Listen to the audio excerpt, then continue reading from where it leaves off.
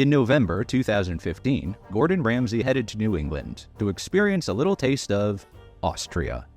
Husband and wife team Jonathan and Lisa Krach purchased the Vienna Restaurant and Historic Inn in the year 2000, with a dream of offering classic European and continental cuisine to the residents of Southbridge, Massachusetts.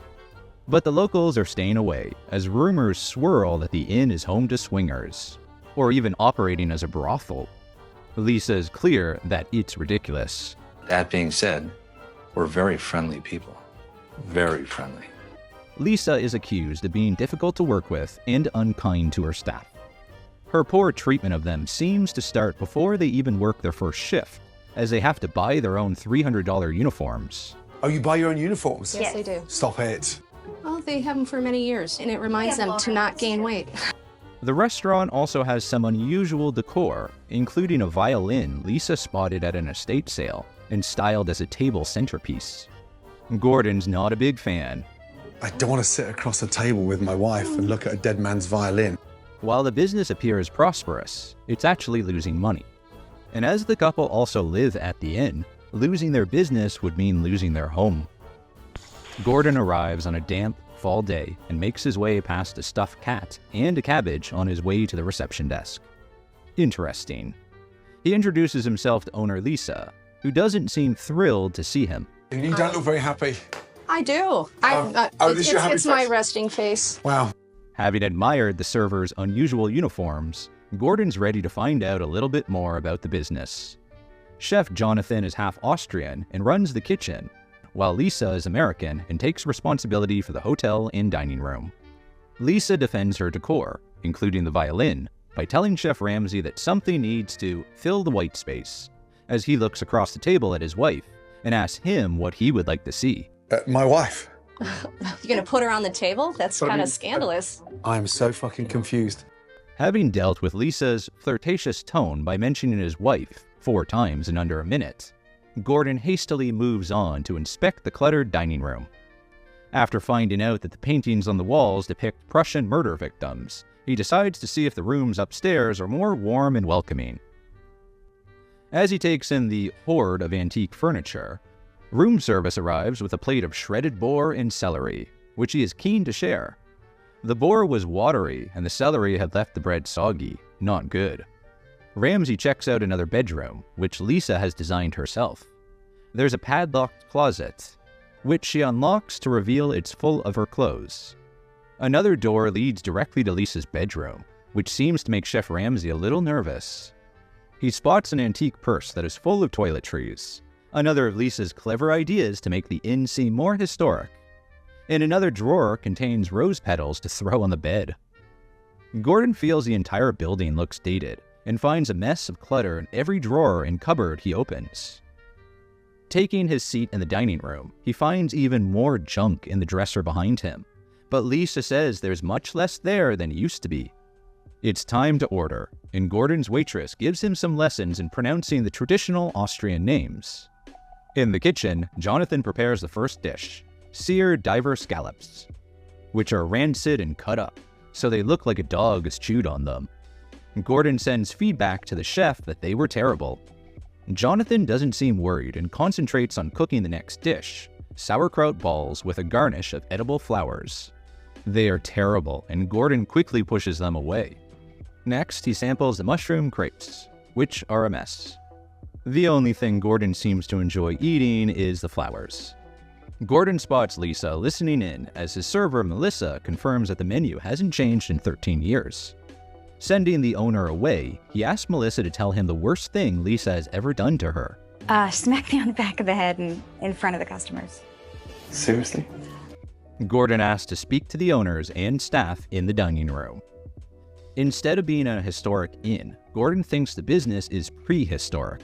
Calling the room shoddy and the food one of the worst lunches I've ever eaten, he asks the couple if they are proud of their services and the money they charge for them. An embarrassed Jonathan asks what they should do, and Gordon tells them to close the business down because they obviously don't care. Lisa heads upstairs and gets one of the waitresses to massage her ankle while she lays on her bed. She takes the opportunity to complain about Jonathan's performance at lunch and indulge in some self-pity I'm not really that upset. I'm just crying because I want to right now. While Lisa rests, Gordon takes the opportunity to check out the basement, which is rumored to be a swingers hangout for late-night parties. It's packed with expensive wine, and the cellar soon leads through to some darkened spa rooms, or as Ramsay puts it, a swinger's dungeon. He beats a hasty retreat upstairs to observe dinner service. In the small and cluttered kitchen, Gordon is mystified by tiny plates of crackers, cheese, and dips, which Jonathan usually sends out as pre-appetizers. Ramsay asks the pot washer to put them straight in the trash. He watches as Jonathan prepares a chicken dish, which was roasted 2 days earlier. Gordon heads out to the dining room to ask customers who are eating the chicken what they think about that timeline, and they're not happy. When Ramsay walks away, Lisa confronts the couple, who have been eating at the restaurant for 12 years, about their comments, telling them she thought they were her friends. Gordon calls her out on her defensive attitude, particularly as she didn't even know the chicken wasn't freshly cooked. Jonathan and Lisa agree that they aren't enjoying Gordon's visit so far, with Jonathan joking that he's having a heart attack. And the celebrity chef hasn't even checked out the food storage yet. And that's obviously a mess, with raw meat and cooked meat stored together on a single shelf. Along with causing cross-contamination, the lack of a system has created a totally disorganized working environment. Gordon calls both owners outside and tells them that they have no standards, and the business's only assets are down in the wine cellar. Jonathan is adamant he enjoys what he's doing, but Gordon thinks he needs help, in more than one way. As Ramsay goes back into the kitchen, the couple have a loud argument, during which Lisa tells Jonathan he's a great guy, but a lousy business partner. As she returns to the bar, Lisa pours herself a big drink, which she downs in one gulp. Accusing Lisa of faking it and acting, Gordon tells them he's never met a couple so undeserving of the time he is giving them. Lisa says her changing moods are down to self-preservation. Jonathan says that he's a mess, and his wife agrees that he is. Harsh. Chef Ramsay sends the owners away for the night, and the next morning he holds a staff meeting in their absence. Telling the staff that he's had nothing but positive feedback about their professionalism, he asked them if the screaming and shouting the previous evening was normal. He's told it is, and that customers are often aware of the falling outs in the kitchen. Gordon hears that they stay up late drinking with the guests, and the staff are expected to stay late to serve them. And Lisa calls the staff out on their smallest mistakes in front of the customers. But most worryingly, there is no payroll system in place. Instead, staff have to ask for their wages, which are often given to them over time, depending on the hotel's cash flow. There has never been a staff meeting to address the payment issues, a situation Gordon plans to change immediately.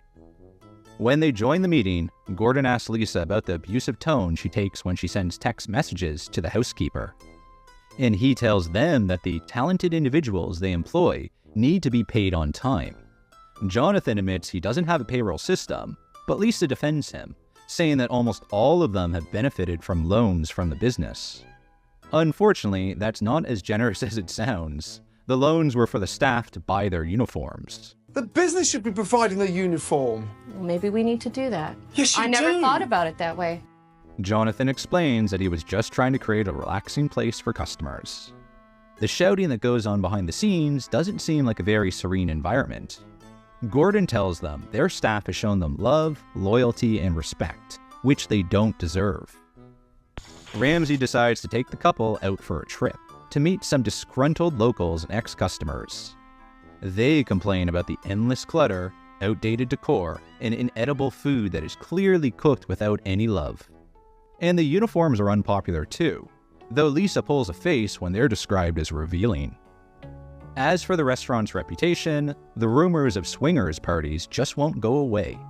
Gordon suggests their late-night parties may be to blame, and while the dungeon massage room may have been misunderstood, better boundaries between business and pleasure would help set the record straight. The owners thank their neighbors for their time and promise that some big changes are on the way. Gordon tells the group he's more committed to the staff than the owners, so he decides to move ahead with his plans. First, he brings in a sommelier to check out the wine cellar and put together a new beverage program. And next is the building renovation. Gone is the endless clutter, and instead, the restaurant and one of the bedroom suites are updated with clean, modern colors. To get the couple organized, Gordon donates a state-of-the-art system to help run the entire hotel from inventory to POS systems, payrolls, and online check-ins.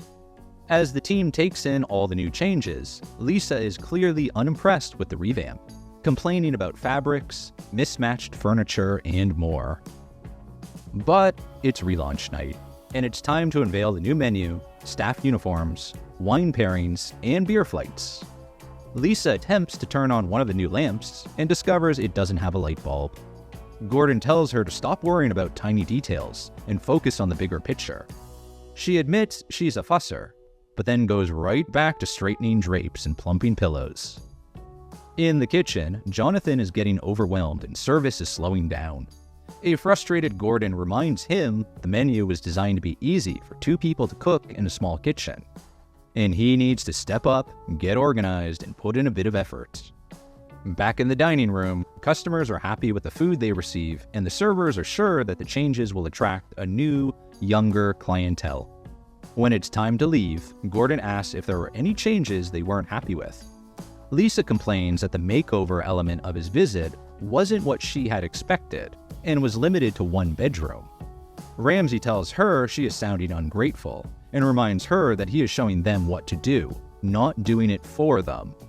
And he has bad news. He had arranged for a new stove for the kitchen, but the engineer checked out the basement and wanted to shut the place down. The whole gas and electricity setup is inappropriate and verging on illegal. Telling them to dig deep and stick together, he shakes both their hands and walks away. Soon after Chef Ramsay left, Lisa and Jonathan undid all of his changes, from decor to menu, and yes, the staff uniforms. So Gordon wasted his time, and they wasted an opportunity to change their damaged local reputation. The Vienna Inn episode of Hotel Hell was filmed in November 2015 and was rated 6.2 out of 10 on IMDb. That makes it the worst rated episode of the entire series, which is strange because many commentators felt it had an Amy's Baking Company vibes, and we know what a favorite that was for Ramsay fans, and reality TV fans in general. Those wishing it had been a 2-parter would have liked to see more of the changes that Gordon made, both to the food and the decor. But perhaps because everything returned to normal almost immediately, very little of the revamp was shown, which is definitely unusual. The owners, particularly Lisa, came in for a lot of criticism when the episode was aired. The entire setup came across as creepy, and those swingers rumors just wouldn't go away, not helped by Lisa's flirtatious approach to Gordon, and Jonathan's weird assertion that they were very, very friendly. But the main complaint was that Lisa was overly dramatic. Viewers agreed with Gordon that she was crying crocodile tears and was staging fallouts for the cameras, where she threw her husband under the bus.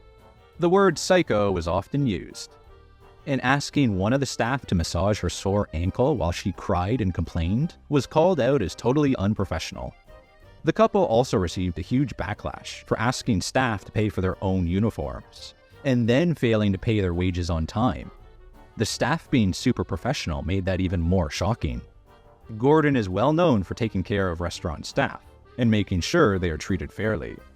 So the payroll issues may be one of the reasons he clearly didn't warm to this couple. Lisa is one of the few female owners not to receive a warm hug from Gordon as he left. She got a brisk handshake instead. On top of the poor staff treatment, Gordon was visibly furious over Lisa's reaction to the hotel renovations.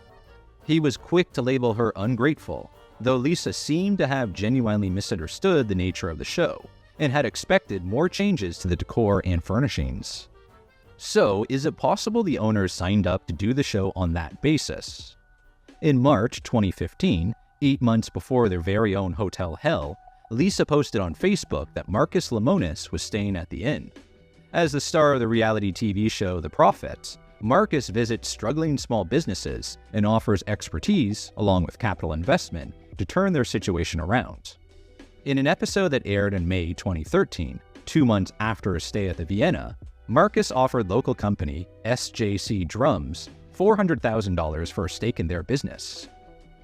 You guys like the profit? Let me know in the comments, and I might start covering some of the episodes in the future. 6 months after that, Lisa and Jonathan invited Gordon to visit their hotel and restaurant. Could they have been expecting more of an investment into their business? Which was why the limited transformation was so disappointing to them. Supporting this theory is the fact that their reviews prior to Gordon's visit were remarkably good. Visitors enjoyed the food and the elegant bedrooms and made positive comments about the hosts. It certainly looked like a successful hotel and restaurant, with no hint of the terrible food Gordon experienced. And Jonathan told the reporter that the hotel was experiencing year-on-year growth, and the dining room was busy. Which brings us back, or down, to the basement. Gordon was planning to install a new stove, but found something down there that alarmed him. While there was plenty more swinging speculation, the actual problem hiding in the basement appeared to be the building's gas and electricity supply. It seems there was a serious, almost illegal, problem that Gordon strongly suggested the couple were well aware of. Perhaps instead of cooking tips, the couple really needed more practical construction help, and an investor with deeper pockets to protect their investment in the building. Following Gordon's visit, we were told that Lisa and Jonathan reverted straight back to their old ways. The old uniforms returned, the elegant rebranding was ditched, and the reduced and simplified menu was extended, with Gordon's permission apparently. The reviews after the filming remained very good, with food, atmosphere, and service still all being rated highly. So is the Vienna still open today? Sadly not.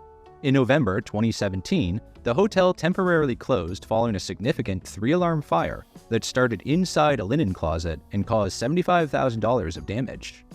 It's clear from photos of the empty building that while the fire damage was limited, the water damage and soot damage from the thick black smoke were extensive, affecting almost every room.